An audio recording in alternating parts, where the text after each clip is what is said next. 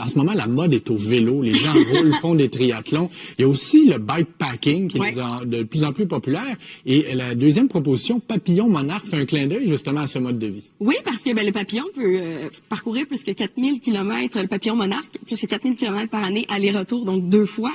Et c'est de là que part le titre, parce que Paul Lefort, c'est quelqu'un qui a décidé de rendre les clés de son appartement et d'écrire son aventure pour traverser le Canada, se rendre jusqu'aux États-Unis et finalement jusqu'au Guatemala. Ce livre-là, c'est un livre qui donne bien évidemment des envies de liberté. Je pense que des fois, il y a un moment où en tant qu'adulte, tu dis, tu sais, si je lâchais tout, puis je partais. C'est de suivre son parcours à travers les kilomètres. Mais oui, c'est un voyage solo. Mais ce que j'ai le plus remarqué de ce livre-là, c'est que c'est un livre où la bonté des gens et le rassemblement est présent.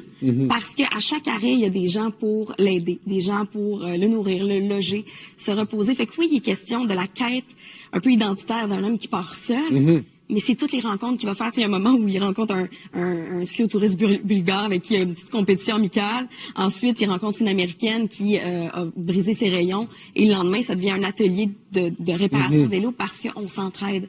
Donc, à travers cette solitude-là et ce désir de solitude, il y a ce gros besoin de reconnecter avec les autres. Il y a quelque chose d'admiratif avec quelqu'un qui décide de partir avec toutes ses possessions, là, littéralement. Là. Tu laisses tout derrière, c'est dans un locker, puis c'est ça. Tu sais quand et où tu pars, mais tu sais pas où tu vas arriver.